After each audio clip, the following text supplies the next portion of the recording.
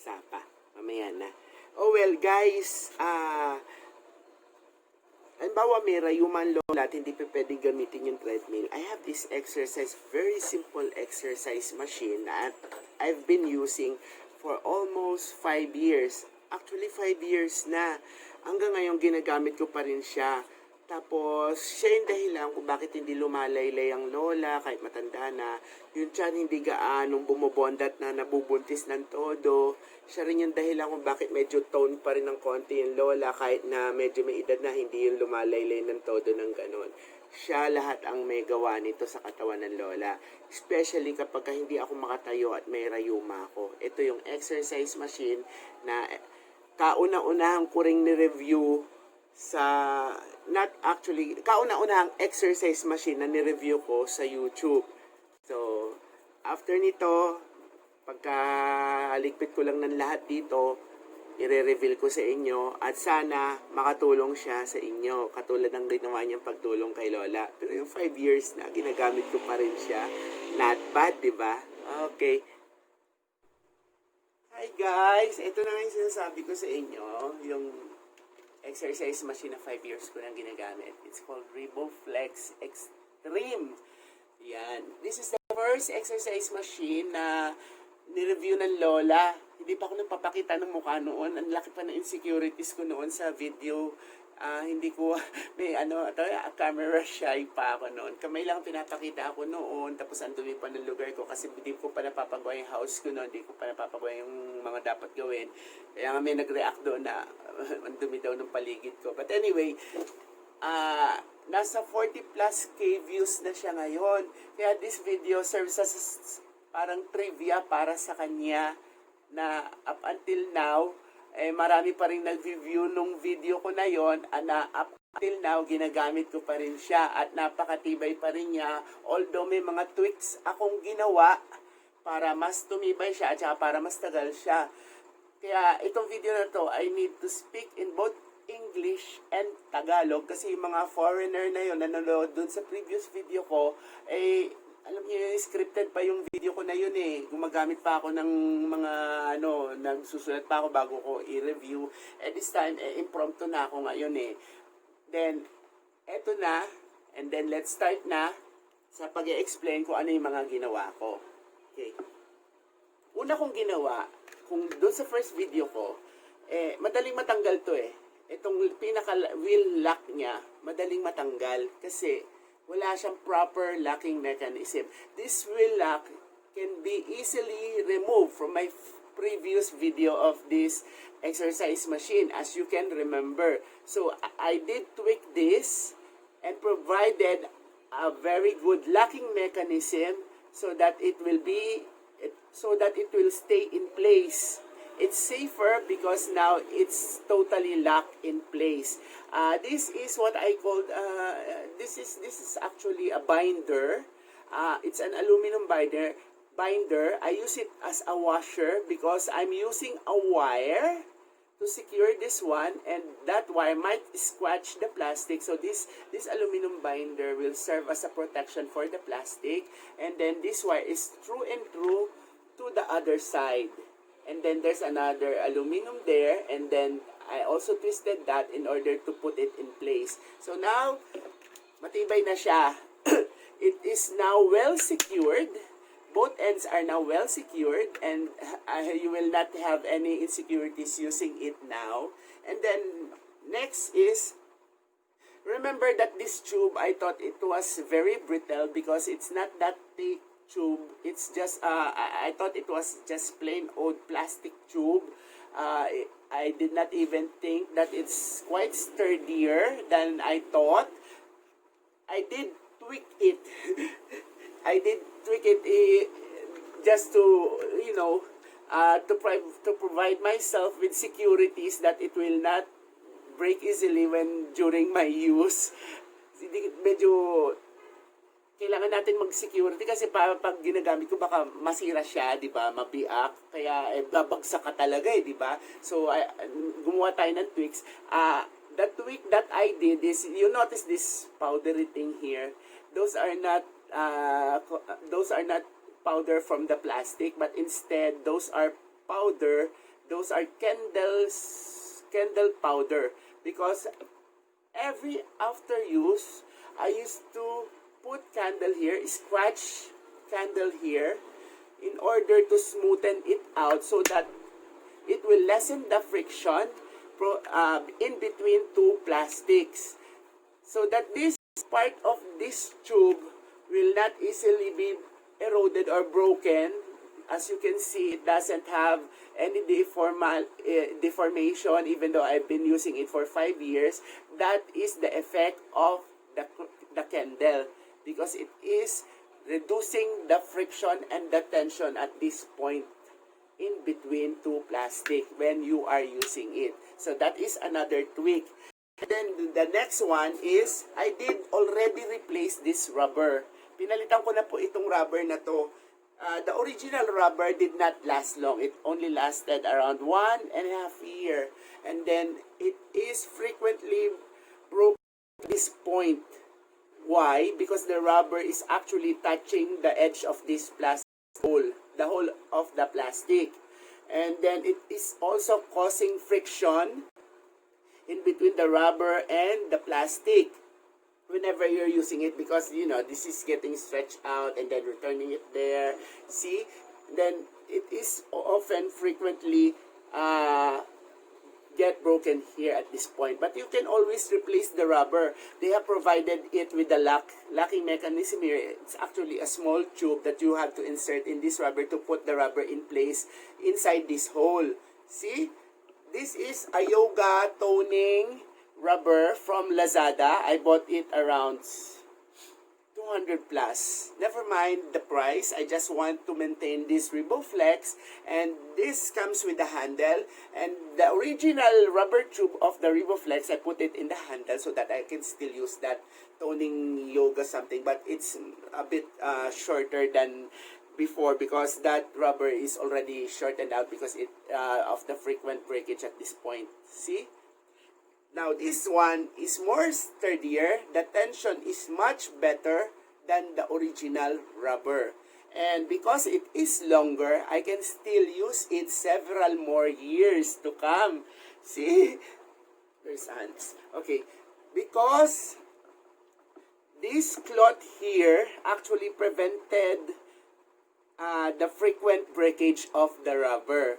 So, this is already 3.5 years. The first rubber, the original rubber, is only 1.5 years. But now, this rubber is still doing well. I did not even fix it anymore. I did not even replace it, and it's still doing fine. It's just a bit dirty because, frequent usage. And as you will notice that this wheel is a bit flattened before it's more thicker than before, but it's just a cause of frequent usage. Now, in order for me to reduce the friction of these ones, sometimes I also put candles here because I want to maintain the whole thing, because I'm very fond of it, and it has done a lot to my body, especially to my belly area. Hindi loy-loy yung belly area ko. I don't have bulging belly because of this one. It used to tone down your belly, and then it is making my arms more toned looking, rather than before it looks like a flab of skin. But now, as you can see, there's no skin here. It's already toned up. Before, it's just skin, and it's fluffing here at the bottom. But now, as you can see, there's muscle. This is the effect of the Revoflex exercises that I'm doing.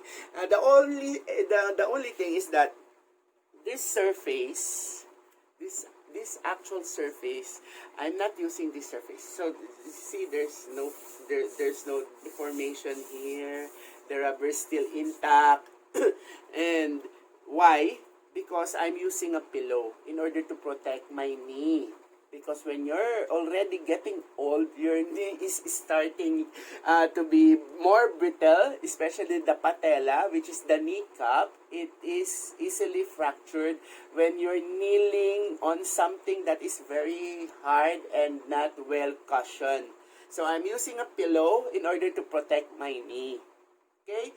So that's another tweak that I'm using. But in order for you to believe me that I'm frequently using it, look at that rubber. It's already thin and, and now starting to get loose. And this one doesn't already have its rubber. This is 5 years of usage. This is already, this one doesn't have its rubber anymore. But anyway, there's a replacement rubber. And this is only plastic. I thought it was rubber before. I noticed that it was only plastic with a rubber on top. But you can actually buy the same size of rubber in Ace Hardware. I already did see the same exact size, but I did not buy it. I'm just going to use this for a while. And another tweak that I can use is, aside from replacing the rubber, because I don't find the rubber very sturdy, I'm still going to use this plastic and buy an extra rubber protection that you frequently use at the, you know, when you have a wooden floor. Rubber serves up as a protection, as not to scratch that wooden floor, and you have so many furnitures. I'm going to use that because you can just actually remove this old rubber and replace it with that because it already has an adhesive. Actually, we are using that with my sister's furniture. The surface of my sister's room is tiles, so and the furniture is steel, so I did use that, and it's very effective, and I will also use that with my Revoflex. Then last but not the least, guys, I would suggest that if you're going to use Revoflex, do certain daily alternate routine. If you're going to use this, it's recommended to use it for at least 5 to 15 minutes a day of routine, because there are a lot of exercises that you can do here. Actually, there are arm toning exercise, leg toning exercise, but the most effective one is the rolling exercise, the kneeling and rolling exercise. That is the most effective exercise that you can do here, because it is the exercise that will reduce the bulging of your belly and the toning of your arm muscle. So, 5 minutes of rolling exercise and 10 minutes of toning, standing exercise, stretching of the arms, stretching of this yoga toning rubber, stretching of the feet, and then I usually change my routine daily, or now it's not daily. I only use this at least 3 times a week because I'm also using my treadmill. Remember, tracks, okay? You have to do your routine. It doesn't necessarily be 1 hour of routine. It doesn't necessarily be longer routines. You only need at least 5 to 15 minutes of routine to gain your strength, especially when you're getting old. But if you're young and you want muscles and you want chiseled body, I'd rather use this for 1 hour. It's more effective if you're going to use this for 1 hour. I have a friend who's using this, the same unit, but his unit was already broken. He's already his 3rd unit, because he frequently uses it daily, because he wants a very muscular body, and then he wants a very nice abs. Me, I'm just using it for strength, for maintenance. If I am suffering from arthritis and cannot use my treadmill, I'm using it to maintain my strength and to reduce the pain of my arthritis. And para maaliw ako, di ba? To have fun, di ba? Especially now, we are under pandemic, and this COVID-19 doesn't want us to go out of the house, and we cannot just do our exercise outside. This is very actually useful for as of now.